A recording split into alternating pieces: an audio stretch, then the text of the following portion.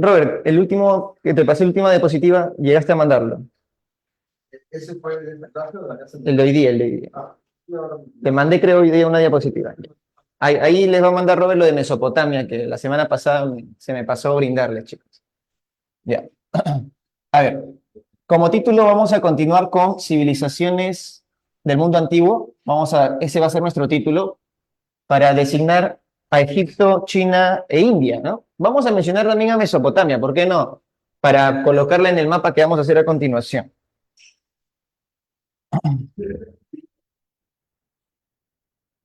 A ver, civilizaciones del mundo antiguo. Pero,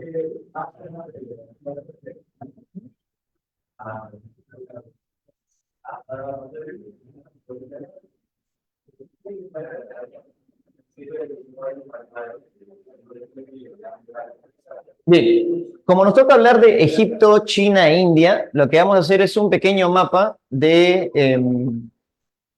norte de África, del cercano oriente y del lejano oriente. Todo eso para señalar no solamente a estas tres culturas, sino también vamos a señalar otras culturas que convivieron con estas civilizaciones de la antigüedad. A ver, hacemos un pequeño esquema. Por acá, Túnez, norte de África, ¿no? Sube, península de Anatolia, está por acá.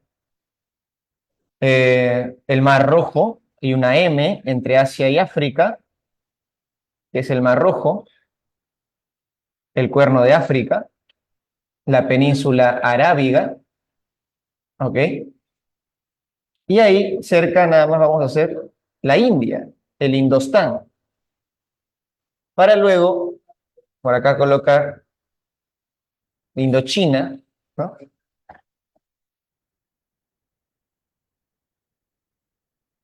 Subimos por aquí, vamos allá, ya todo esto es el territorio chino,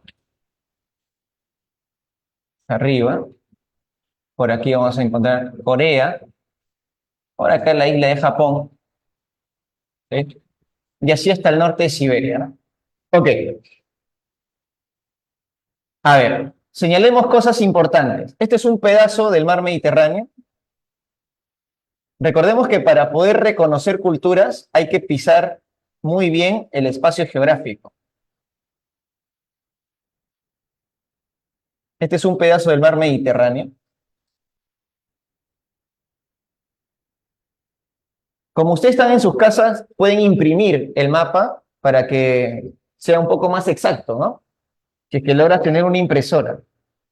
Ok, esto de aquí es el Mar Rojo. No sé si se puede percatar, es el Mar Rojo y este es el Océano Índico.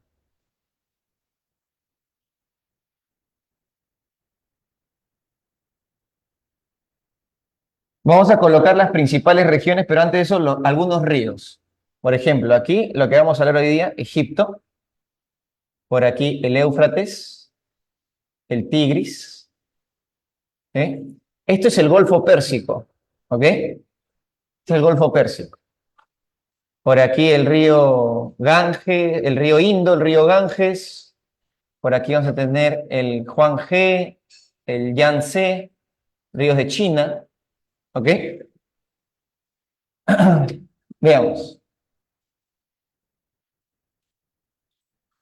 Para que se note con verdecito, vamos a ir colocando las principales regiones. Este es Egipto,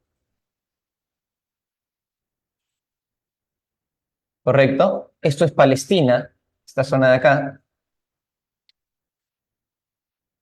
Esto es Arabia. Aquí está Mesopotamia, vamos a colocarlo.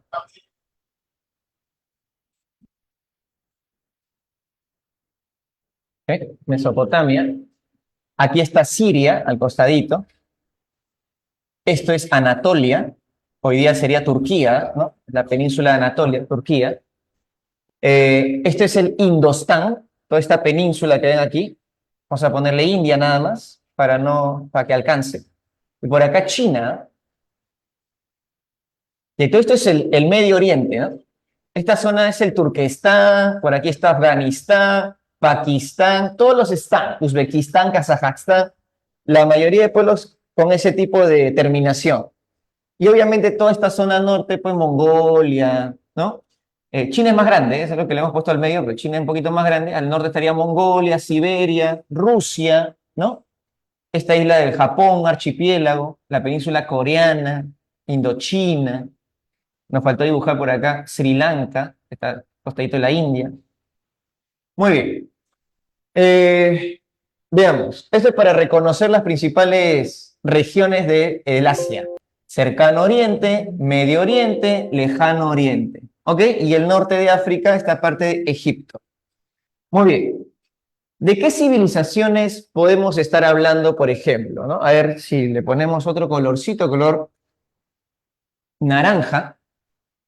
¿Qué civilizaciones conocemos? Por ejemplo, en Mesopotamia, la más famosa civilización vendría a ser Babilonia, la principal ciudad. En Egipto ya está clarísimo, y no, vamos a resaltarlo. En Palestina, y entre Siria y Palestina vamos a encontrar los fenicios, que sería el Líbano, o Fenicia. En Palestina estaría Jerusalén, ¿no? Vamos a omitirlo porque no nos va a entrar en el nombrecito. ¿Ya? Y la zona de Arabia son los pueblos árabes preislámicos. ¿Sí? O sea, antes que aparezca el Islam, vivían tribus politeístas, con múltiples tradiciones, dioses, ¿no? Ok. Y nos vamos para el Lejano Oriente, ¿ok? Nos vamos para el Lejano Oriente. China e India, ¿no? Vamos a subrayar para resaltar que vamos a hablar de estas tres civilizaciones. Ok. Pero dense cuenta de algo, ¿no? Aquí tenemos en Palestina los hebreos, o sea, los judíos. ¿Ya? Recordemos que Abraham, y lo mencionamos creo la semana pasada, Abraham sale de la ciudad de Ur, en Mesopotamia, migra hacia el norte, hace una especie de gran ciclo de migración y llega hasta la zona de Jordania, está el río Jordán, ¿correcto? Recuerden que el río Jordán termina en el Mar Muerto. Tú dirás, profe, esta clase de geografía, ¿qué está pasando acá? No, es que ten en cuenta, tú no vas a entender ningún proceso histórico si no te ubicas espacialmente. No va a aterrizar la información. Ojo. Y en HP, o sea, en el reforzamiento de donde le metemos historia del Perú, también voy a ser un poco exquisito con el mapa del Perú. Porque si yo te hablo de la Libertad, te hablo de Puno, te hablo de Huancavelica, tienes que saber reconocer dónde quedan esos departamentos. Porque si no, el conocimiento histórico, si no aterriza en tu mente en un espacio geográfico, he ahí por qué se les complica tanto aprender culturas. Tú dirás, no, porque son muchos nombres. No, es porque no sabes dónde está el lugar que estás estudiando. Entonces, mi recomendación como docente es que te vayas memorizando el mapa del Perú y sus departamentos o regiones administrativas, y en el caso del mundo, tengas un mapa mundi al costado de tu pantalla para que sepas cuando te hablo de India, te hablo de China, te hablo de, hoy día, bueno, Israel, ¿no? Palestina, para que tu cerebro se vaya acomodando de qué cosa estamos hablando. Cuando tú a tu cerebro le das ese orden de datos geográficos, el conocimiento histórico aterriza mejor, porque ya sabes de qué cosa estoy hablando y tu cerebro lo que va a hacer es que con esos datos informativos de historia se esté desplazando hacia un espacio geográfico, porque tu cerebro ya lo está asimilando. Y eso permite que el conocimiento histórico quede mucho más sólido en tu cabecita. ¿Ok? Por eso es que me pongo un poco exquisito, un poco tedioso con el tema de la geografía. Necesitas saber aunque sea esto. ¿Ya? Vuelvo a recomendarles, ten un mapa del Perú a la mano, ten un mapa mundial a la mano para que te enteres de qué cosa estamos hablando cuando mencionamos algunos países, ¿ok? Imagínate que te enseñe Segunda Guerra Mundial y te hable de Polonia, te hable de países que incluso hoy ya no existen, Checoslovaquia. Entonces, imagínate, si tú no dominas esa parte de esos mapas de época, te vas a perder y obviamente no vas a memorizar mejor los datos históricos, ¿ya? Ok. Cerrando ese paréntesis de consejo que te estoy brindando, seguimos. Judíos, hebreos, fenicios, egipcios, árabes preislámicos, que son tribus, no son civilización. Las únicas civilizaciones, Egipto, judíos, cuando llegaron a fundar la ciudad de Jerusalén, ¿no? Y su gran templo con el rey Salomón. Los fenicios, que tienen dos ciudades importantes, Sidón y Tiro, ¿okay? Y luego se mudan acá, al norte de África, Cartago. Los mesopotámicos con Babilonia, y después también el imperio asirio, ¿no? China e India. Ok, como de Mesopotamia ya hablamos, ¿por qué te hago este esquema? Para que entiendas que como todos ellos viven cerca, Ellos viven lejos, o sea, hay un medio geográfico acá, que es el Medio Oriente, que no permite el contacto entre chinos, indios y toda esta zona. Ah, y me estaba olvidando de colocar esta otra región. Al sur de Mesopotamia, en la actual Irán, está Persia, están los persas. Entonces, tienes mesopotámicos, persas, judíos, fenicios, egipcios, viviendo todos juntitos. Entonces, ahí entiendes por qué las historias del Antiguo Testamento tienen mucha relación con los vecinos que están a su alrededor. ¿Ok? Ahora, en el caso de China e India, sí, llega un momento en que va a haber contacto con ellos, y ahorita vamos a hablar de eso. Pero arrancamos primero con Egipto. ¿Ya? A ver, arranquemos con Egipto.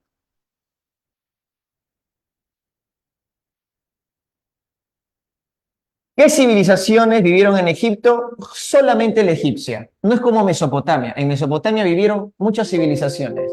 Sumerios, acadios, babilonios, asirios, hititas, casitas, mitanios. O sea, hubo varias civilizaciones. Pero en Egipto no. Egipto es una cultura, se podría decir, uniforme. ¿Sí? Egipto, primero hay que entender qué significa tierra negra. ¿Y por qué Tierra Negra, profesor? Muy buena pregunta. Egipto, ¿cuál es su eje geográfico? El río Nilo. Nilo. Correcto. Entonces, ¿qué pasa con el río Nilo? El río Nilo, ¿ya? ¿Qué es lo que tiene? Una gran cantidad de agua, porque vendría a ser el segundo río más largo del planeta después del Amazonas, ¿sí? Es uno de los tres ríos también más caudalosos del planeta, con el Congo y el Amazonas, y por ende traslada una gran cantidad de minerales. Recuerden, siempre en la zona baja de un río, así como en Mesopotamia, tienes el Éufrates y el Tigris, y acá tienes el Nilo, siempre las zonas bajas son las más fértiles, ¿ya? Entonces, como el río Nilo es muy extenso, durante todo su recorrido traslada minerales. Y al trasladar minerales, se sedimentan en las riberas y principalmente en la zona final, o sea, en la desembocadura. Y el Nilo tiene una peculiaridad, no desemboca en estuario, desemboca en delta, o sea, se abre, ¿ya? Ahora, Son siete, creo, siete ríos los que se abren. ¿perdón? Creo que el delta está conformado por siete ríos, ¿verdad? En la que se abre el Nilo. Ah, o sea, claro, se hace como un abanico y se forman riachuelos antes de entrar al mar Mediterráneo. Sí, o ríos secundarios, se podría decir así, porque es tan grande la desembocadura del delta del Nilo que se forman como que subríos o ríos secundarios y riachuelos, ¿no? Es todo un abanico de pequeños ríos o riachuelos. Ok, ahora, pero a lo que vamos, toda esa zona que está ahí tiene un mineral arcilloso llamado limo. ¿Por qué se llama tierra negra? Decía su compañera, por el limo. El limo es una arcilla negruzca y da la apariencia que el río Nilo, ¿no? Obviamente por el material arcilloso de color negruzco, se le llama tierra negra, le da esa apariencia de color, ¿no? Por ejemplo, ya cuando entremos a China vamos a ver que los chinos tienen otro tipo de mineral también muy conocido. Ya.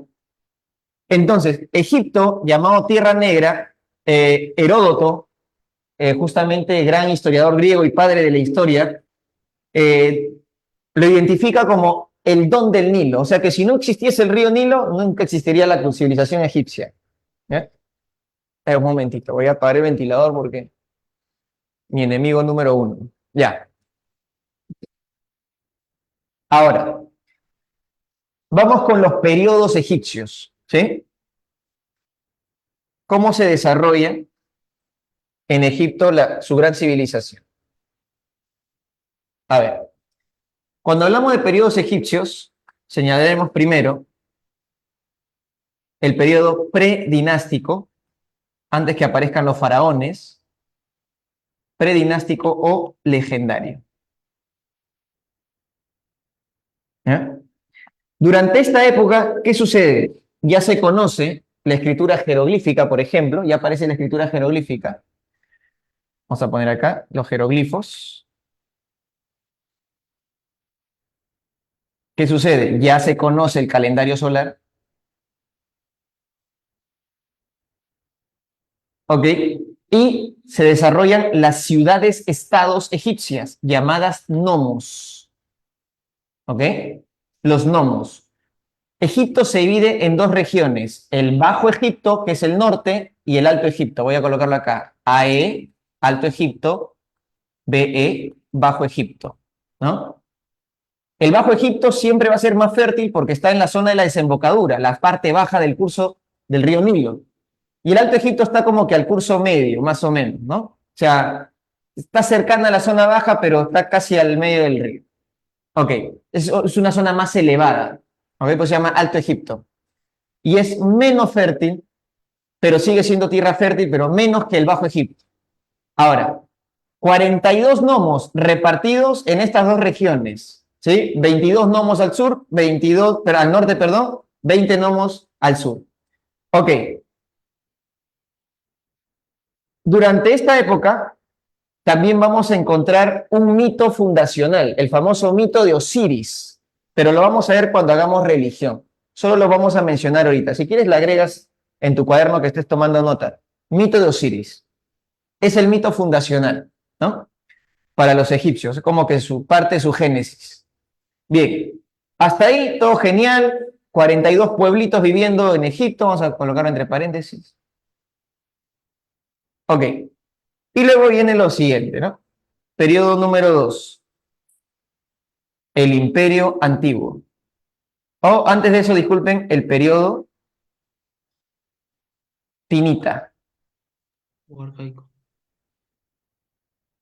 porque la ciudad más importante va a ser Tinis, ¿ok? El nomo más importante va a ser Tinis. ¿Quién está aquí, jóvenes? El primer unificador de Egipto, el faraón de la dinastía Cero, ¿no? O sea, el primero de todos, el rey Menes o Narmer. También conocido como el rey escorpión, ¿ya? Menes o Narmer. ¿Qué hace él? Junta todos los nomos, ¿sí? Las ciudades-estado egipcias, junta el Alto y el Bajo Egipto. Por cosas curiosas, había un dominante en el Alto Egipto y en el Bajo Egipto. Bueno, parte de Menes era justamente eso. Y fusiona las dos coronas, ¿no? Fusiona la corona del norte y la corona del sur. Y por ende, el primer unificador de todo Egipto. Ahora bien, después de él llega la famosa línea de los... Ya con Menes arranca el periodo dinástico o el periodo faraónico, los grandes faraones. Y aparece el primer imperio egipcio, el imperio antiguo. ¿Qué otro nombre le dan a este imperio? Periodo menfítico o periodo menfita, porque la ciudad más importante va a ser Menfis. Ya, este es el famoso periodo de las grandes pirámides. ¿Qué faraones son famosos acá? El faraón Keops, Kefren y Miserinos, los tres faraones que mandan a construir sus pirámides. Vamos a colocar algunos nombres. El primero en crear una pirámide va a ser el faraón de Djoser. Y la pirámide que manda a construir es la pirámide de Saqqara. ¿Sí? Y luego vienen ya las grandes pirámides que son Keops, Kefren, Miserinos. ¿Ok? Esas son las tres grandes pirámides, siendo Keops la más grande de todas. Kefren, Miserinos. Muy bien. Acá también hay un faraón interesante, llamado el faraón Pepi II. Pepi II está caracterizado por ser el faraón con mayor tiempo en toda la historia egipcia. Gobernó más de 90 años. Es más, es un récord mundial de que alguien pueda gobernar tanto tiempo. Y es que recordemos que los faraones, ni bien nacían, ya se condecoraban como faraones. O sea, reyes bebés, ¿no? O bebés reyes. Entonces, el tipo tuvo una vida muy, muy plena por haber vivido más de 90 años, siendo el gobernante con la mayor prolongación de tiempo en toda la historia universal, ¿no? Ni siquiera las reinas de Inglaterra han llegado a tanto, ¿no? Por ahí Victoria I, Isabel II, que falleció hace poco, y su hijo Carlos asume el reinado británico, ¿no? que han sido gobiernos largos, ¿no? Pero que alguien pase los 90 años, eso ya es una cosa muy brutal. Muy bien. Es de Djoser con J, ¿eh? O Soser, lo vas a encontrar en libros con Z, no, no hay problema, es lo mismo. Y por cosas curiosas, la primera tumba piramidal que se crea, porque recuerden, las pirámides son tumbas, no son templos, son tumbas. ¿Ok? ¿Quién lo manda a construir? El arquitecto Imhotep o Imhotep. Imhotep, Imhotep. Ya, pero ¿por qué este señor es famoso? Por ser el primer arquitecto reconocido en la historia. Tú dirás, profe, un ratito, o sea, antes de las pirámides, alguien tuvo que haber construido algún pequeño palacio, unos templos. ¿Cómo va a ser el primer arquitecto? Ah, no, es que ten en cuenta algo. Las anteriores construcciones han tenido arquitectos. De hecho, Imhotep no es el primer arquitecto, pero sí lo es para la historia. ¿Por qué? Porque se han encontrado papiros donde se sabe que él es el autor de esta pirámide. Entonces, frente a esa situación, recuerda qué cosa reconoce la historia. La historia reconoce papelito. Papelito manda en la historia. O sea que los anteriores arquitectos a él no han quedado registrados. Por eso es que para la historia, Imhotep, sacerdote, ¿no?, y político de la época, del faraón de Djoser, quien manda a crear su pirámide, está reconocido como tal. ¿Ya? Muy bien. Luego, ¿qué sucedió? El primer intermedio.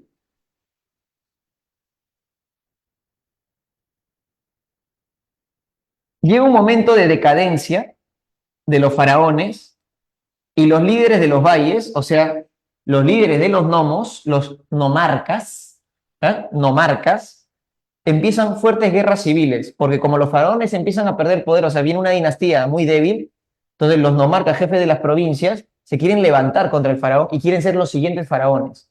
Y empieza un gran momento de anarquía militar, anarquía civil y militar, un caos, un desorden político. Hay guerras civiles. Y en esas guerras civiles entre nomarcas,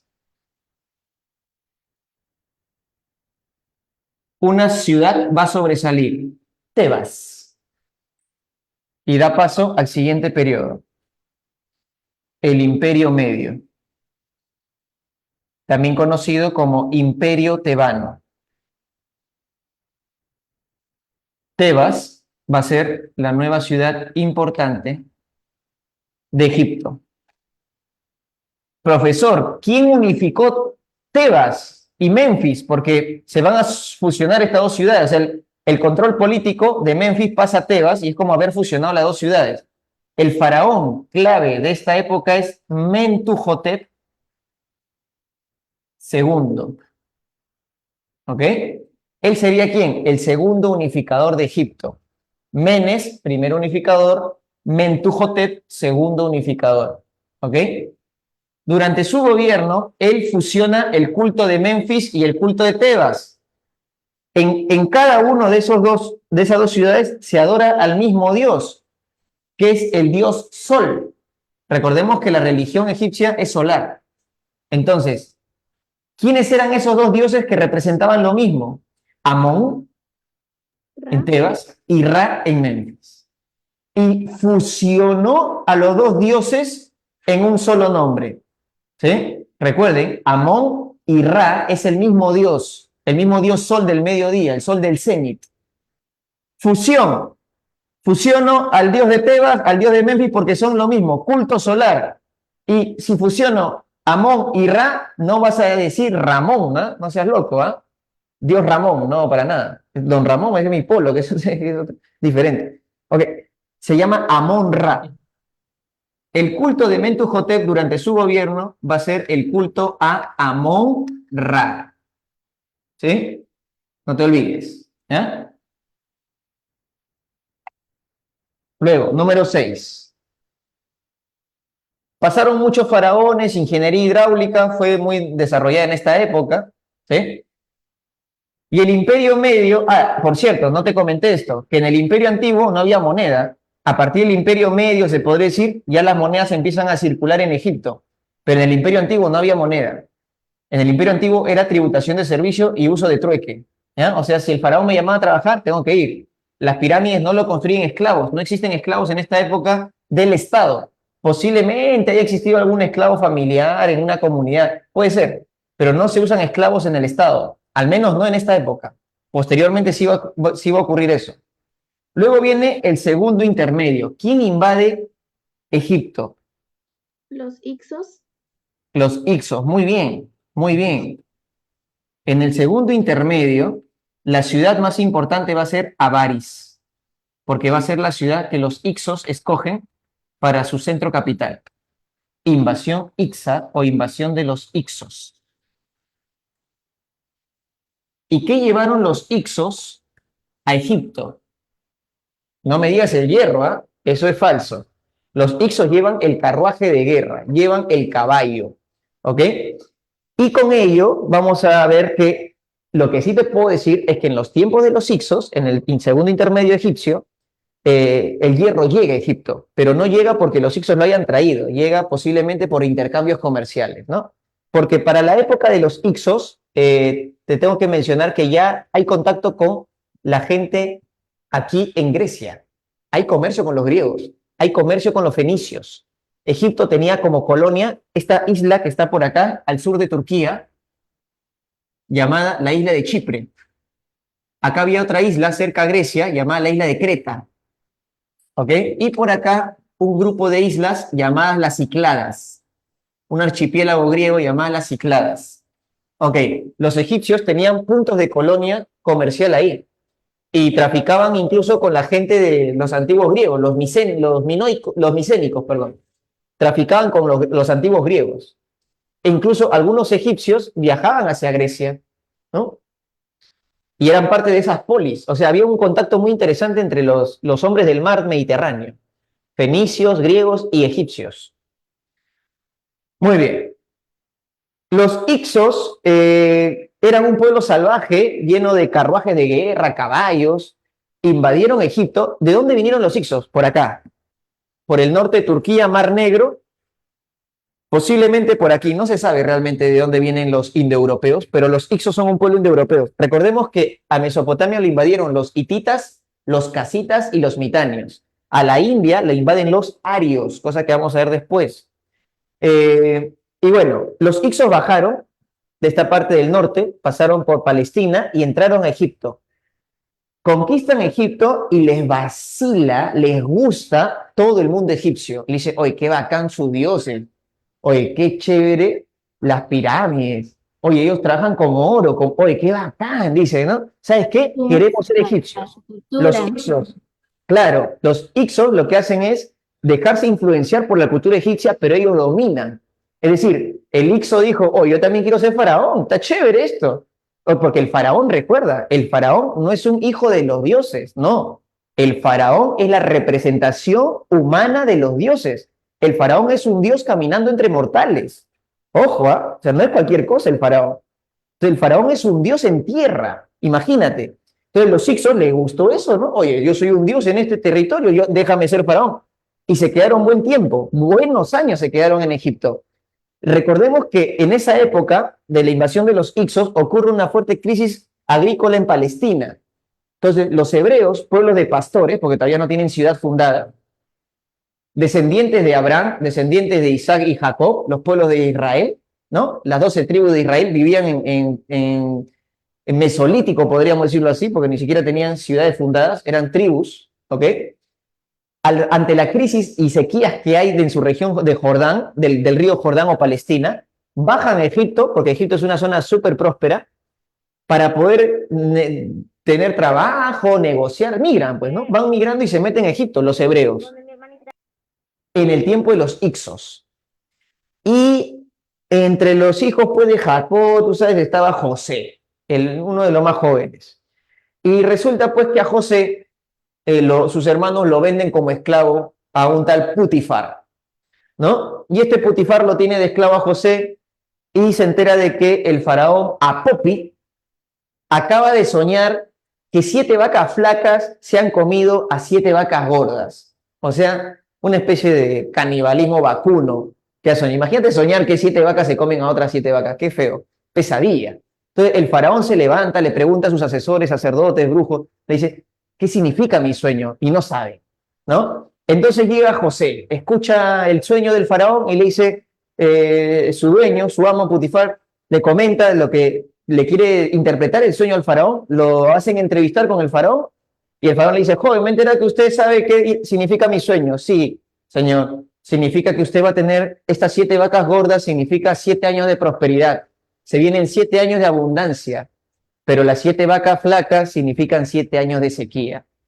Entonces, yo le recomiendo ahorrar, guardar pan para mayo, ¿no? Una cosa así. El faraón queda maravillado por la interpretación de José y le dice, José, deja de ser esclavo, lo libera, pero no solo lo Gobernador. libera, lo vuelve un visir, un ministro egipcio. O sea, este judío hebreo, llegado a Egipto, tocado por Dios para que pueda interpretar los sueños, no sé, parece que no, el tatarabuelo de Sigmund Freud, ¿qué será? Pero interpreta los sueños. ¿Qué es lo que hace? Se vuelve político egipcio, ¿no? O sea, esa historia de José en la Biblia está relacionada a los tiempos de los Ixos. O sea, los Ixos y los hebreos no se llevaban mal, ¿ya? Pero ¿qué sucede? Pasa el tiempo, ¿no? Vamos con el periodo número 7, llega el Imperio Nuevo. Nuevamente Tebas se levanta para sacar a los Ixos del poder. También se le conoce como Imperio Neotebano o Periodo Neotebano.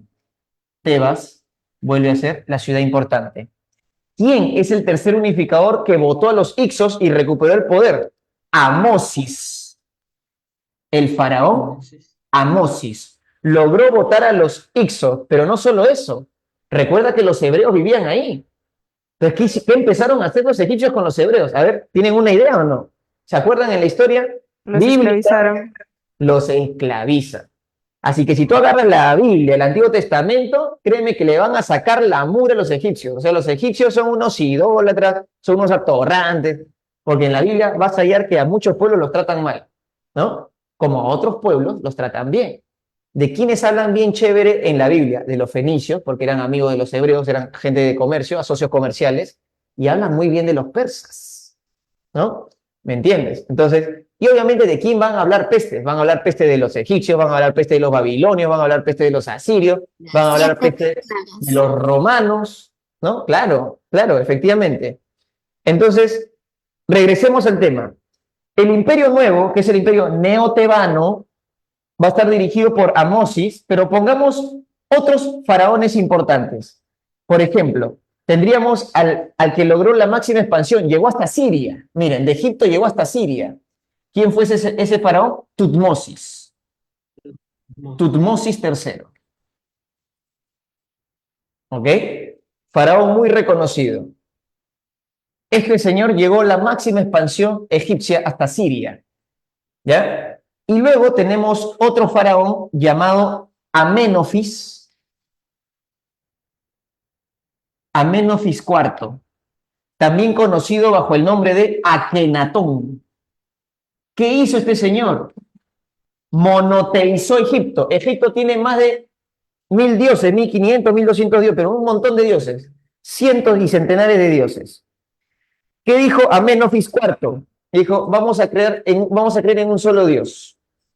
Y va a ser el Dios solar. Ah, Ra va a seguir diciendo, no, pero él utiliza otro nombre de un Dios solar llamado Atón. Por eso es que él cambia su nombre a Akenatón. ¿Qué significa eso? Representante de Atón. ¿Ok? Pregunta, ¿por qué este faraón pasa del politeísmo al monoteísmo? ¿Contra quién se está enfrentando? ¿Es una lucha política de poder contra quiénes? Él, siendo la nobleza, se está enfrentando Sacerdotes. a los sacerdotes, al clero. Exacto, al clero. Tú dirás, profe, ¿pero por qué se me echaría contra el pueblo, contra el clero? Disculpe. Porque los sacerdotes tienen poder político en las provincias. La gente da tributos a los templos y el sacerdote tiene poder político. Entonces, la mejor manera de ser un gobierno absolutista, porque eso es lo que quiere hacer Amenofis, ¿no? Es, bueno, me tengo que bajar a esos poderes provinciales, ¿no? El sacerdote me tiene que hacer caso a mí y la gente me tiene que hacer caso a mí, porque yo soy el verdadero faraón. Entonces, como que Amenofis asume esta postura monoteísta de pasar del politeísmo de muchos dioses, cientos de dioses, a pasar al gobierno de un solo dios. y siendo él su representante. Ok, eso tiene un nombre, chicos, se le dice reforma amarniana. ¿Por qué amarniana? Porque la capital de Egipto durante la época de Amenofis o Akenatón es la ciudad de Amarna. Tú dirás, profe, ¿que los faraones podían mover las capitales? Lógico. En muchas historias imperiales, o sea, mucha parte del mundo, cuando un emperador gobierna, y luego ya pasan 2, 3, 4 emperadores, ¿sí? Hay un emperador que mueve la capital, porque posiblemente le conviene para sus estrategias militares, o porque de repente él nació ahí, tuvo su infancia ahí, y le empieza a dar mayor valor a esa ciudad donde tiene mejores recuerdos. ¿Quién sabe, no? ¿Quién sabe las razones por las cuales se mueve una capital? Obviamente se mueven por una situación política, pero puede ocurrir que también surja por un tema emocional. El ser humano es muy complejo. Ok, un faraón famoso de la época es el hijo de Amenofis IV, Tutankamón. Tutankamón es famoso no por su gobierno, sino por la tumba que Howard Carter encuentra en los años 20, o sea, hace 100 años atrás se descubrió la tumba de Tutankamón. Ya, pero ¿qué pasa con Tutankamón? Tutankamón cuando es chiquito está criado por los sacerdotes. Imagínate, papá es monoteísta y el hijo, educado por los sacerdotes, ¿qué crees que los sacerdotes le decían al chibolo mientras lo educaban? El día que tú seas faraón, restauras el politeísmo. El día que tú seas faraón, restauras el politeísmo. Y así creció Tutankamón. Y recuerda, Tutankamón, o sea, termina en Amón, o sea, en el dios Sol, pero el representativo de los demás dioses anteriores. Entonces, cuando Akenatón fallece y asume su hijo Tutankamón, muy joven, 20añero, fallece también muy joven, Tutankamón restaura el politeísmo, ¿no? Ese es uno de sus hechos u obras más importantes. Pero se le recuerda más por la tumba, porque fue la primera tumba intacta encontrada en Egipto. ¿Qué, profe? Durante la época de Napoleón, durante el Imperio Británico, cuando Egipto era colonia de tantas potencias, no se encontró ninguna tumba intacta, ninguna. Fueron tumbas saqueadas. Siempre se han saqueado tumbas en Egipto. Y Howard Carter termina encontrando la primera tumba intacta en la historia de Egipto y, bueno, y de la historia universal. Por eso es que la tumba de Tutankamón fue el descubrimiento del siglo XX. ¿Sabes quién podría compararse a eso?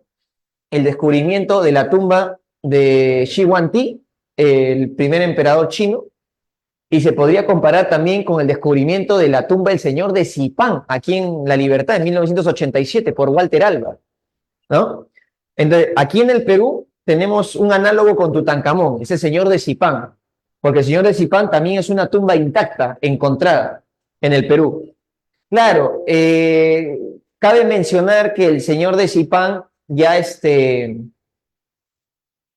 Guacarrajada, los 2 primeros niveles ya están saqueados. El arqueólogo Walter Alba lo que hace es que los siguientes niveles los logra rescatar, ¿sí? Y por ende se puede asemejar un poco al descubrimiento de Tutankamón, ¿ya?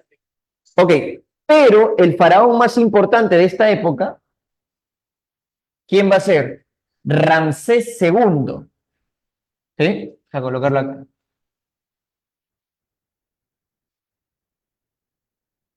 Ramsés II.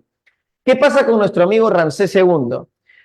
Él es el faraón constructor, el que hace Abu Simbel, Karnak, Luxor, una serie de construcciones muy importantes, ¿ya? Que son la huella más grande del esplendor del imperio neoterrano, el prime, ya, llámalo así, es el momento de apogeo. Ahora, ¿qué pasa con Ramsés? ¿Contra quién pelea? Y eso lo habíamos visto la semana pasada. Cuando en Babilonia fue invadida por los casitas y luego por los hititas dominaron Mesopotamia y en Siria Ramsés II se enfrenta contra los hititas.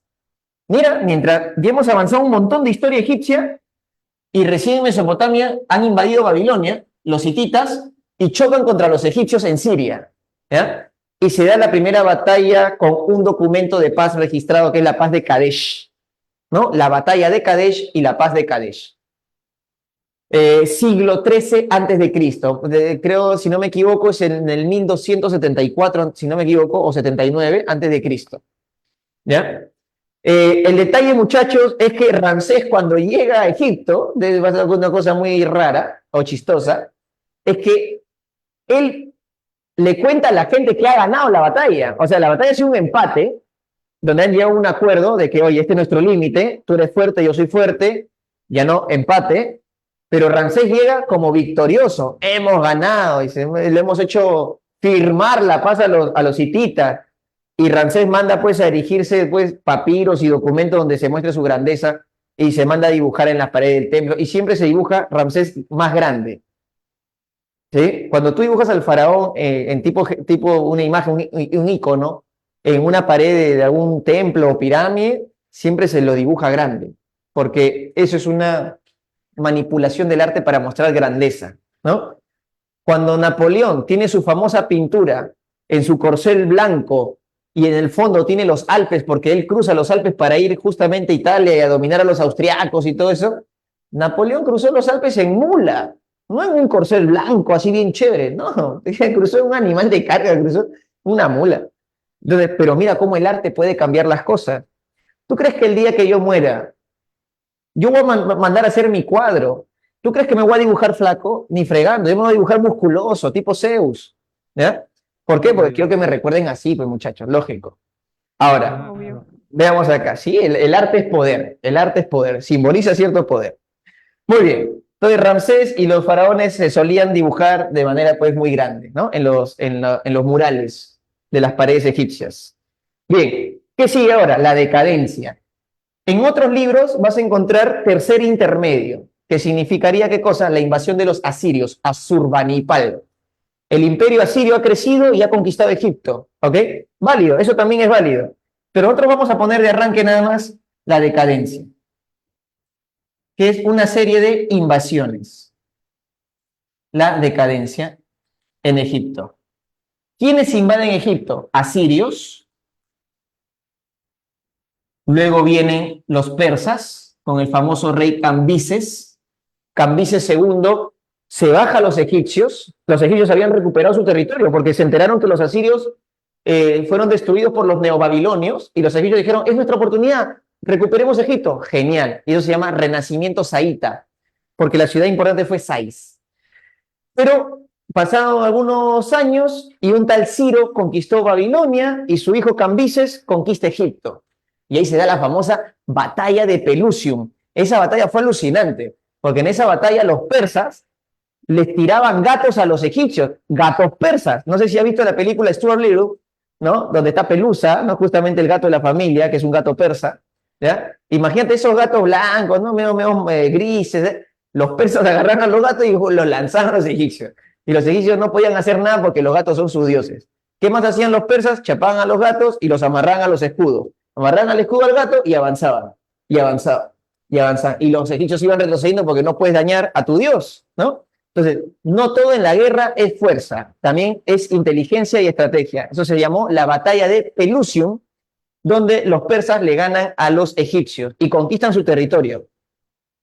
Muy bien, pero los egipcios van a estar súper contentos cuando llega su Salvador, llega su Mesías. ¿Quién es? Alejandro Magno. Alejandro Magno llega, conquista Egipto y los egipcios están contentos porque Alejandro ha votado a los persas de Egipto.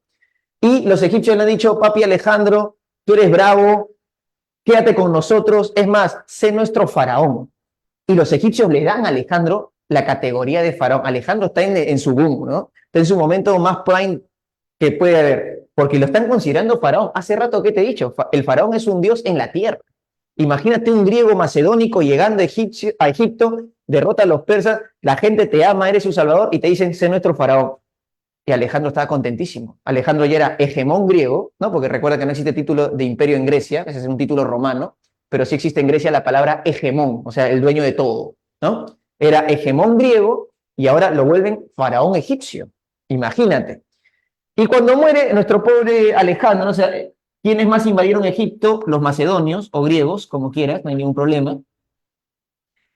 Termina el gobierno justamente de Alejandro, muere, ¿no? Lastimosamente en Babilonia después de sus campañas a la India, y sus generales se reparten su territorio. Y uno de sus generales, llamado Ptolomeo, ¿sí? Se queda justamente en Egipto.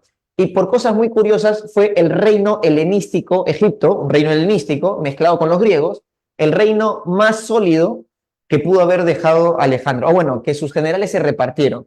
el reino de Siria y el reino de Macedonia constantemente tuvo muchos problemas, pero Egipto se mantuvo en unidad, ¿no? Bien chévere. Y esa es la última dinastía egipcia, la dinastía tolemaica, producto de la descendencia de Ptolomeo I, ¿no? General de Alejandro Magno, siendo su última reina gobernante nuestra querida y conocida Cleopatra VII, donde es vencida por un tal Octavio, hijo de Julio César, que lo va a vencer a ella y a su esposo Marco Antonio, que también era un romano que había quedado engatusado en el cariño, la intelectualidad y la sensualidad de Cleopatra. Por ende, decimos que en la antigüedad ya los romanos terminan por conquistar Egipto y Egipto deja de ser un reino y se vuelve una provincia de Roma. ¿Ok? Muy bien. Y así Octavio se vuelve el primer emperador romano y Egipto, que era su socio comercial y un estado vasallo de Roma, ahora es una provincia. Ya no tiene reyes ni faraones. Cleopatra VII es la última reina o faraona de Egipto. Ok, jóvenes, esa es la parte histórica de Egipto en resumen, ¿no? Porque el tiempo apremia. ¿Ok? ¿Cuántas dinastías gobernaron? Eso sí te puedo decir, eso lo podemos señalar por acá. En todos los periodos que hemos visto, existieron 31 dinastías egipcias. ¿Ok? 31 dinastías egipcias, ¿no? El faraón Narmer no cuenta, porque es el dinastía 0, toda la descendencia después de él y todas las familias que llegaron, 31 familias, 31 dinastías gobernaron Egipto. Estamos hablando más o menos del 3500 a.C. hasta el 31 a.C., o sea, más de 3 milenios existió la civilización egipcia en el planeta Tierra. Después llegaron, los romanos se quedan, luego los bizantinos, ¿no? El imperio bizantino va a tener Egipto. Después de los romanos de Oriente o bizantinos se apoderan de Egipto, los metieron ahí tiempazo. En el siglo XIX, franceses e ingleses quisieron tomar Egipto, se quedan en manos de los ingleses. Egipto se independiza en 1927,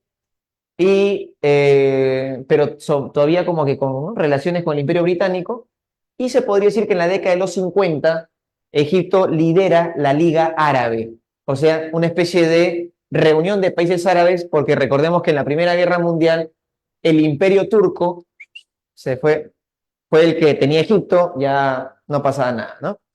Ok, y bueno, Egipto no ha vuelto a brillar desde ese entonces, ¿no? Hasta la Guerra Fría con su presidente Abdel al-Nasser, que nacionalizó el famoso Canal de Suez y se enfrentó a los judíos, ¿no? El conflicto árabe-israelí, un conflicto que estamos viendo en televisión hasta el día de hoy. Ya más de 70 años se están peleando árabes contra contra judíos, ¿no? Muy bien, jóvenes, esa es la parte histórica de Egipto, ¿ok?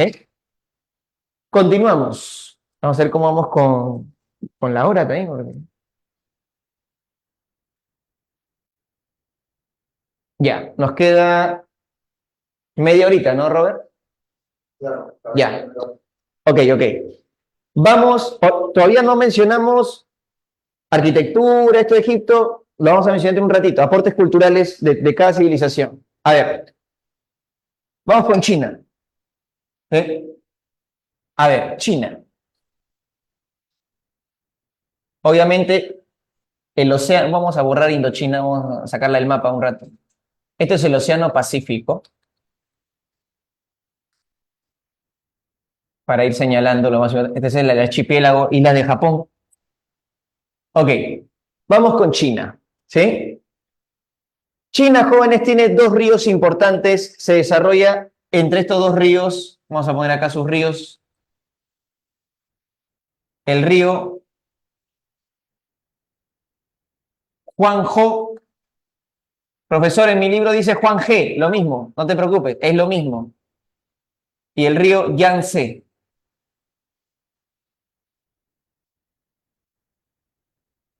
Huanghe o Huanghe significa río amarillo y el Yangtze significa río largo, ¿ya? Mal llamado por los franceses río azul, ¿no? El Huanghe, río amarillo, ¿por qué tiene ese color? ¿No? ¿Y por qué se llamó río amarillo? Ah, porque en este río está la presencia del loess. Así como en Egipto hay limo, en China hay loess. Es una arcilla amarillenta. Dirá, profesor, ¿y por eso es que los chinos son amarillos? Mira, puede ser. La pigmentación asiática de esta zona del mundo tienen la piel media amarillenta. Ok. Puede ser que tenga que ver con los productos alimenticios que ellos comen salidos de esta arcilla. Puede ser.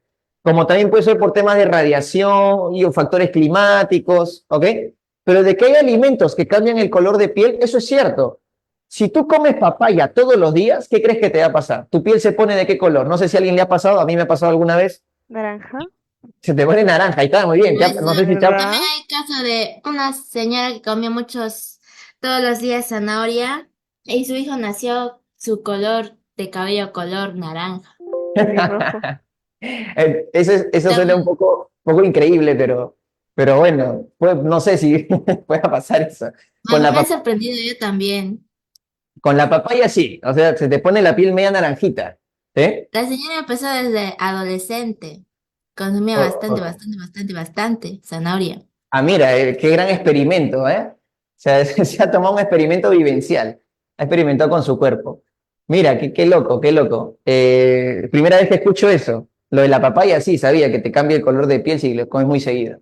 Ok, entonces, la alimentación, factores climáticos, ¿no? Una serie de elementos que permitieron pues que la gente asiática tenga este color de piel o pigmentación amarilla, ¿no?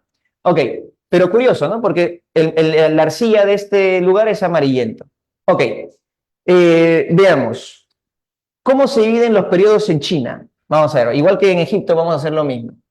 ¿Ya? Ah, ya, y te decía por qué los franceses llamaron río azul. Como el Juanjo significa río amarillo, y el otro río, el Yangtze, que es el río más largo de China, dijeron, bueno, este tiene aguas azules, este debe ser el río azul. No, pero está mal, no significa río azul, significa río largo, ¿ok? Río extenso. Y por ende, los chinos han desarrollado su propio neolítico. Los chinos tienen su propio periodo primitivo y por la presencia de estos ríos lograron desarrollar su periodo neolítico. ¿Ya? Los chinos también desarrollaron su agricultura, su ganadería. ¿Qué domesticaron los chinos? Domesticaron el mijo, ¿ok? Si podemos poner acá algunos elementos chinos que lograron domesticar en estos ríos, hay que mencionarlo para no desordenar la pizarra. El mijo y el arroz, ¿correcto? Si en el mundo andino se bebía la chicha de jora o aja, en el Mediterráneo se bebe el vino, en Egipto se bebe la cerveza de trigo, en China se bebería el fermento de arroz, o sea, el sake. China, Japón, pueblos antiguos de Corea, su bebida ceremonial es el sake. ¿Saben cómo se prepara el sake tradicional? ¿Alguien tiene una idea? Fermento del arroz. ¿Cómo? Era un proceso largo de fermentación del arroz, creo. Claro, fermentas el arroz, pero es como el masato. ¿Saben cómo se prepara el masato tradicional en la selva? Lo mastica. Exacto, muy bien. Mascando con yuca, profesor. Mascando Exacto. yuca, luego escupen. También le Ah, echan, creo que caña. así es, así es. Se mastica la yuca, se escupe y se pone en una jarra y se deja fermentar, ¿no? Y ahí, bueno, la bebida alcohólica de la Mientras más gente. fermentado, más mejor. Y te emborrachas. Ok, ok, es cierto, es cierto. No sé, me han contado que el alcohol emborracha, ¿no? No conozco yo esas cosas. Ahora, el detalle que el arroz igualito, se mastica el arroz, se escupe y se deja fermentando en jarrones, ¿ya? Y así se obtiene el sake. Obvio que hoy, si tú te vas a una licorería, ¿no? Ponte al barrio chino, ponte acá en el centro de Lima, y compras tu sake, y es sake industrial, pues no, nadie ha masticado ese arroz. O bueno, quién sabe, ¿no?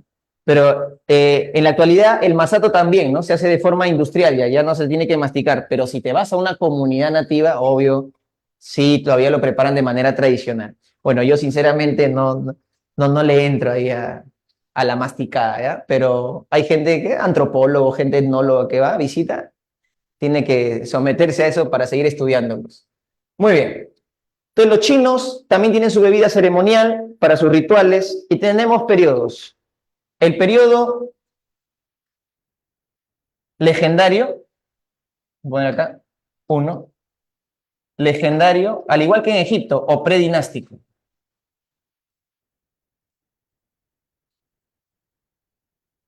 ¿Sí? El periodo legendario o predinástico. Aquí, ¿qué vamos a hallar? La figura de los 5 emperadores. Claro, esto es un imperio mítico, legendario, no es un imperio histórico. Acá viene la leyenda de los 5 emperadores. ¿Sí? Y entre ellos, obviamente, el primer gran emperador, que es Shi Huangdi, también conocido como el emperador amarillo.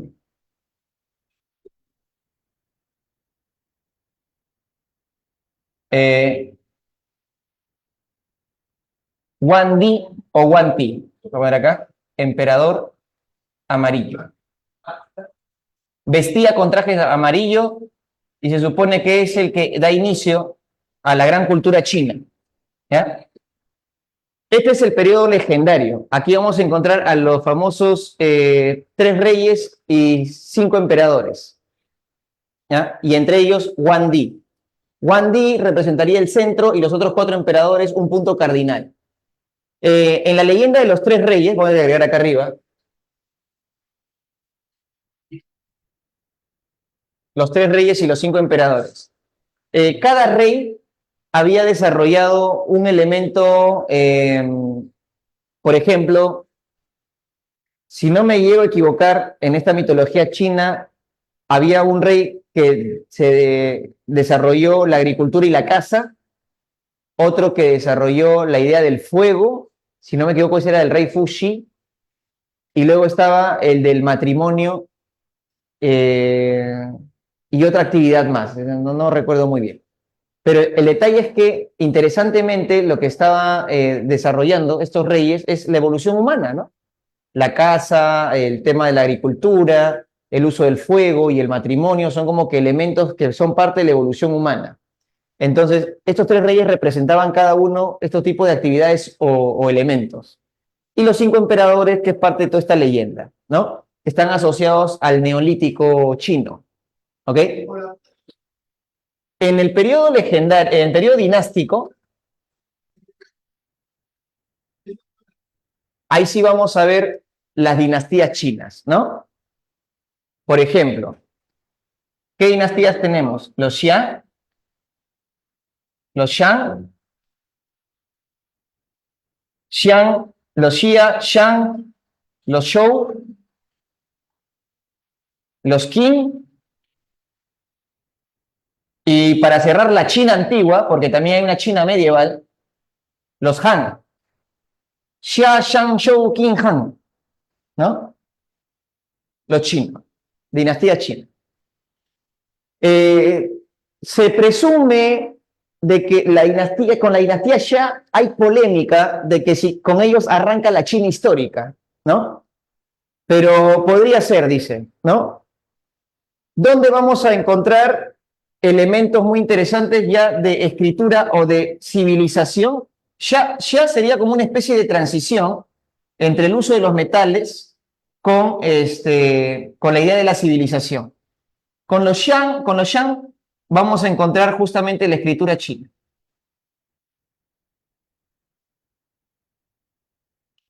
¿En dónde voy a hallar escritura china?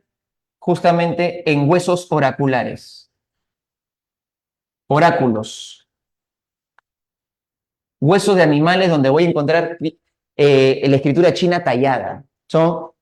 Ahora, hace poco, bueno, hace unos años leí un artículo que también se habían descubierto elementos de bronce que también tenían escritura china, ¿no? Escritura china. Con los Xia hay cierta polémica si son la dinastía inicial, voy a ponerle acá, unos signos de interrogación, ¿no? Porque en algunos libros lo vas a encontrar, ¿ya? Pero con los Shang hay mayor evidencia histórica para arrancar la China antigua. Ok. Con los Zhou, el Zhou se le conoce como el feudalismo chino.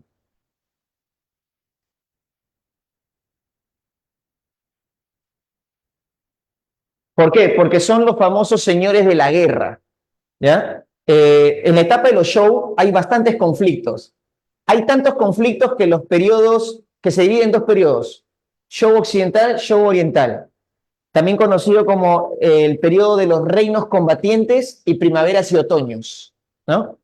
en el periodo Show voy a encontrar, ¿qué cosa? Como son problemas de full guerras entre señores de las tierras, ¿ya? O sea, señores feudales chinos, con sus sirvientes y esclavos, eso motivó justamente, y también el hierro, no te olvides, durante esta época también se desarrolla el hierro. O sea, el hierro llega en China a su máximo nivel, armas de hierro, se sacan la mugre con todo, ¿ya? Hay presencia de hierro, el apogeo del hierro en China, el feudalismo, que es la tierra, se pelean por las tierras, pero también aparece la filosofía china oriental que muchos de nosotros conocemos, el pensamiento oriental chino, ¿ya? A ver, voy a borrar un poquito acá para tener un poco de espacio.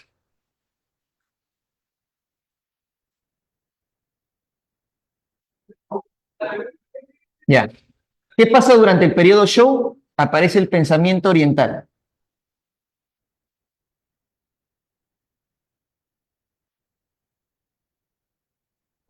¿Quiénes? Tú dirás, tenemos a Confucio,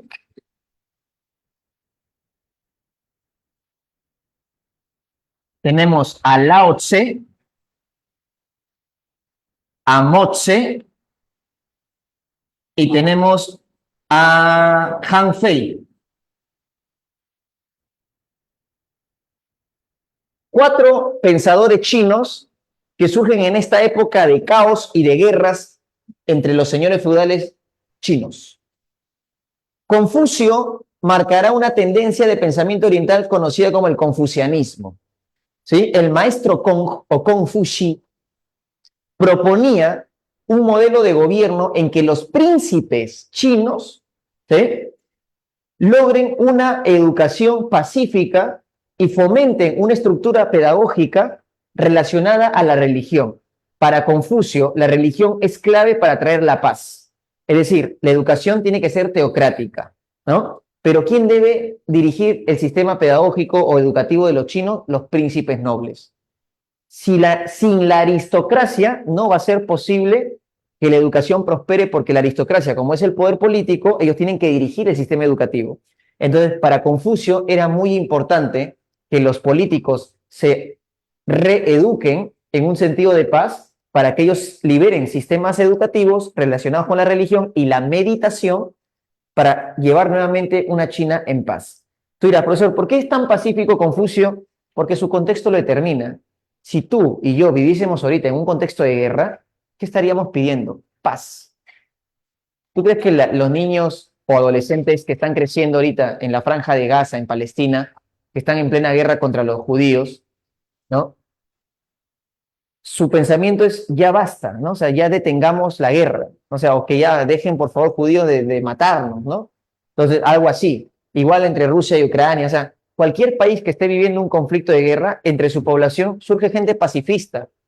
Al vivir todos los estragos de la violencia y la guerra, lo que él va a buscar luego es paz. Yo quiero vivir tranquilo, ¿no? Entonces, para entender a filósofos o pensadores, recuerda, siempre es bueno conocer su contexto histórico. Y justamente estos 3 pensadores, Confucio, Lao Tse y Mo Tse, son pacifistas.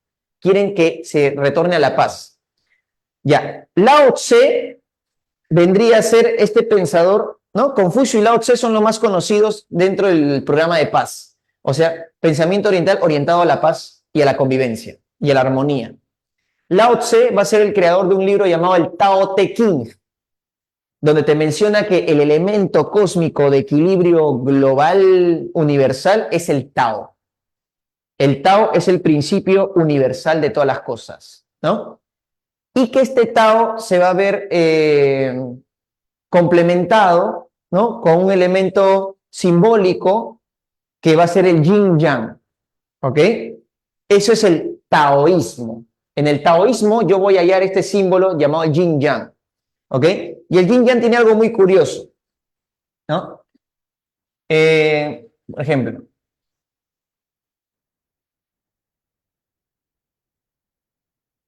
en el yin yang yo tengo 2 colores, blanco y negro, ¿sí? Pero que si te das cuenta, un pedacito del blanco está dentro de la figura negra y un pedacito del negro está en la figura blanca. Ya. Y entre ellos dos, ¿qué hay? Una línea curva. ¿Qué significa esa línea curva? Significa que esa fuerza blanca y esa fuerza negra, vamos a poner fuerza A y B, ¿ya? Puede pasarse de un lado a otro, porque la línea curva, jóvenes, la curva representa movimiento. Si hubiese sido una línea recta, la línea recta significa choque, porque está rígido. Pero una línea curva, lo que representa que es movimiento. Significa que esta fuerza puede estar arriba, abajo, izquierda, derecha y así. Pero lo más bacán es que estas fuerzas son complementarias. Son fuerzas opuestas, pero al mismo tiempo complementarias. Y no son totales, porque una tiene un poco de la otra. Tú llevas eso a un nivel filosófico o de pensamiento para la vida, e implicaría esto, que el ser humano no es bueno al 100%, ni puede ser malo al 100%. Hasta las personas más malévolas del planeta muestran pequeñas dosis de bondad en algún momento de su vida, y viceversa. Hasta las personas más buenas del planeta van a tener algún arranque de ira que se va a desconocer en su momento, perderá los papeles y mostrará una faceta que no es. Es porque, lastimosamente, a veces se nos enseña a que todo tiene que ser blanco o negro y no hay un punto medio, un área gris donde las cosas pueden suceder. Entonces, el ser humano en su complejidad, somos las personas más buenas del mundo, como podemos ser las personas más perversas del planeta. Podemos ser las personas más responsables del mundo como las personas más flojas del planeta. Podemos ser las personas más honestas del mundo como los mentirosos mitómanos más grandes del planeta. Entonces, eso responde a la complejidad. El yin yang es una muestra de que el mundo tiene fuerzas opuestas, pero al mismo tiempo complementarias. ¿Sí? Muy bien. Mo-tse también sigue una línea muy similar a la de Confucio. También es un propagador de la paz. Pero te quiero hablar de Han Fei, porque Han Fei rompe el esquema. Han Fei te habla de paz, pero para llegar a la paz tienes que imponer más violencia, ¿no? ¿Qué significa? Gobierno de mano dura. Nuestro amigo Han Fei tiene un pensamiento interesante, se llama el Fajiá. ¿Y qué es el Fajiá? La mano dura. Es decir, si quieres traer orden y paz a tu reino, perfecto, cómprate las mejores armas, las mejores armaduras, ¿no? Y haz una política vertical, jerárquica y de sometimiento. Y tú desde arriba establece el orden y la paz. Eso propone el Fajiá, ¿no? Este pensamiento de Han Fei. ¿Y quién absorbe ese pensamiento? Nada más y nada menos que nuestro emperador Qin Huangdi o Qin Shi Huangdi. O sea, el primer emperador histórico de China. ¿Qué hace la dinastía Qin? Porque ahí viene el nombre China, Qin o Xin, justamente presentarnos al primer emperador chino, ¿no? ¿Qué hizo este señor? La dinastía Qin sobresale sobre las demás dinastías y en su reino, el reino de los Qin, empieza a vencer al resto de reinos, ¿no? Y empieza a tratar de unificar China. Y aparece el primer emperador ya esta vez histórico, real, ¿no? Ya no ni en leyendas ni en mitos, ¿no? Qin Shi Huangdi, primer emperador.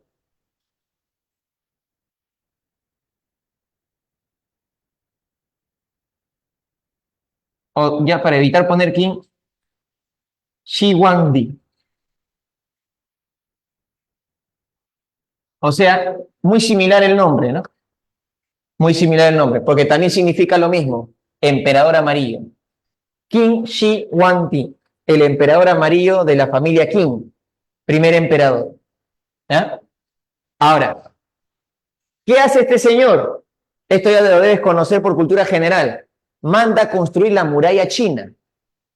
¿Para qué manda construir la muralla china? Dos razones. Uno, unificación de los reinos. Y dos, alejamiento de los invasores mongoles. Porque uno de los pueblos que siempre atacó China fue Mongolia. Los pueblos mongoles son muy bravos, son muy guerreros. Entonces, este emperador amarillo ya histórico, ¿no? Logra evitar las invasiones mongólicas, somete a los demás reinos, ¿ya? Amuralla China, unifica la moneda, unifica el idioma, ¿no? Se habla de chino mandarín para todos, ¿ya? La moneda se va a uniformizar, o sea, ya está haciendo conducta imperial, ¿no? Poder centralista, ¿no? Un emperador en su capital, dirigiendo todo, y el día que fallece se entierra de una manera alucinante. La tumba de Qin Shi Huangdi es una tumba con 10.000 soldados terracota, o sea, su ejército.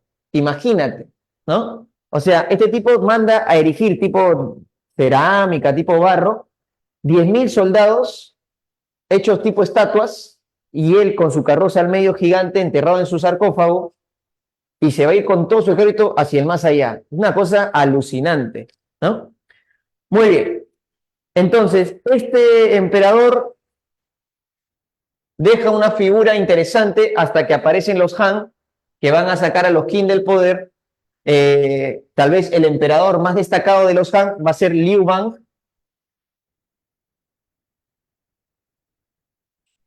Va a ser el emperador más destacado. Y con los Han pasa algo increíble. Se da la famosa ruta de la seda.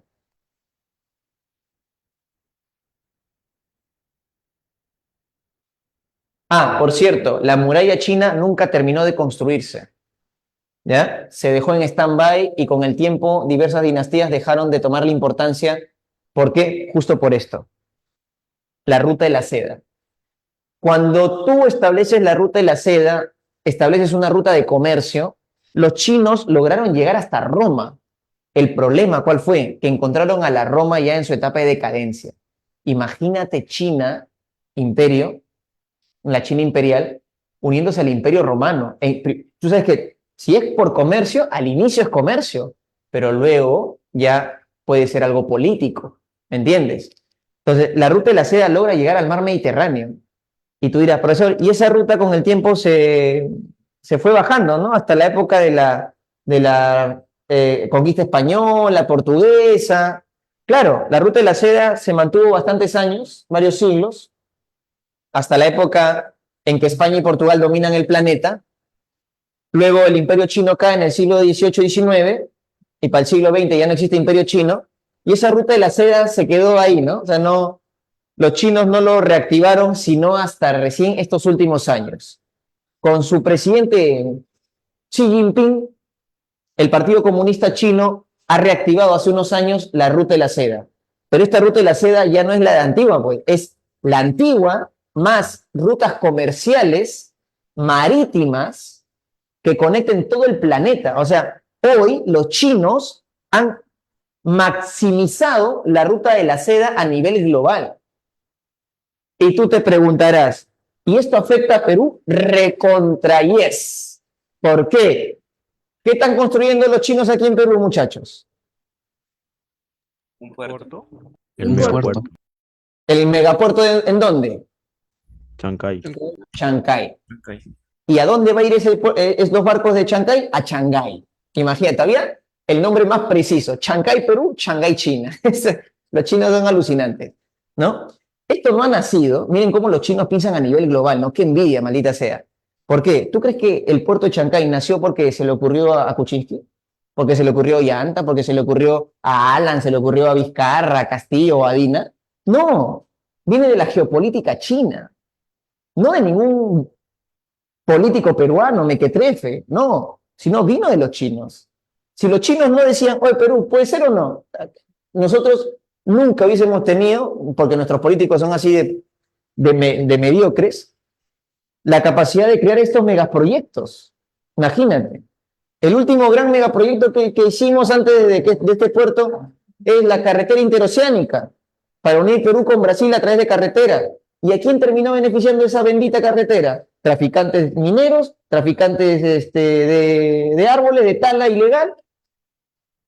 A nadie le ha beneficiado, a nadie legal le ha beneficiado la carretera interoceánica. Es un malgasto de dinero, ¿no? Es una porquería esa carretera, no nos sirve para nada. Más bien ha incentivado la minería y la tala ilegal, porque por ahí llevan pues todas las cosas, por ahí sale el oro de Madre de Dios, por ahí sale, ¿no? Bueno, entonces muchachos, vamos a ver, ya. Discúlpenme que no termine con India, porque pues, el tiempo apremia, ¿ya? Te voy a dejar las claves y ni bien arrancamos la próxima semana, 3 en puntito, India, al toque, ¿ya? Lo hacemos ahí en 15, 20 minutitos, para no perdernos, para no atrasarnos. Pero al menos hemos hecho 2 de las civilizaciones más bravas. Ahora, aportes culturales, eso sí lo puedo mencionar. Ahora, como cada semana yo les voy a mandar diapositivas que complementen la clase, porque me hubiese gustado trabajar mejor con mis diapositivas.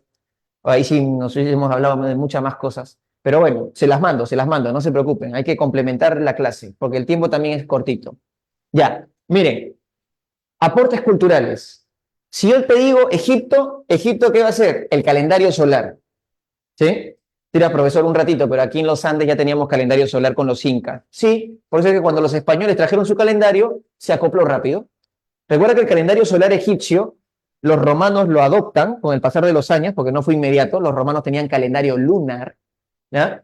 Hasta que se dieron cuenta que el solar egipcio era mucho más adecuado para sus actividades.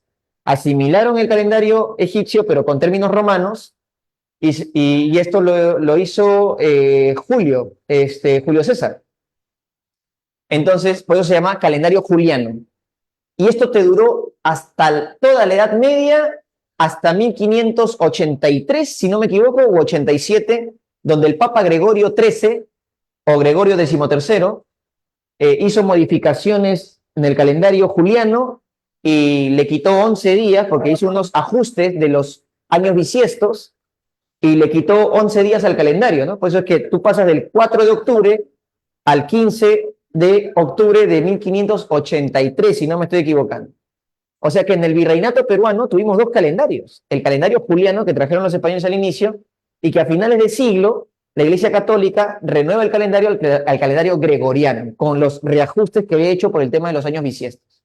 Y ese es el calendario que hoy tenemos, ¿no? O sea, se trasladó desde el Antiguo Egipto a Roma, Roma a la Edad Media, la Edad Media a la Edad Moderna, españoles, Iglesia Católica a todo el planeta. Porque hasta los chinos hoy, por más que tengan su calendario chino, los judíos tengan su calendario judío, los árabes tengan su calendario islámico, todo el mundo usa el calendario de la Iglesia Católica. Esa es la huella que dejó España como potencia mundial asociado a la Iglesia Católica. Todos tenemos el calendario gregoriano. ¿Ok? Listo. Ese es el gran aporte de Egipto al mundo. ¿Ya? ¿Qué aportes hicieron los chinos al mundo? Tiene hambre. ¿Cómo? Tu micro. Tiene hambre. ¿Qué aportes hicieron los chinos? ¿Qué nos dejaron? Podrían ser en los alimentos el tema del arroz, ¿no? Porque Latinoamérica es muy arrocera. La el Perú pólvora. es muy arrocero. La El pólvora. la porcelana, la seda, correcto, también la seda. La seda viene de un gusano, ¿eh? No sé si habrán visto, pongan videos de YouTube cómo se crea la tela de seda.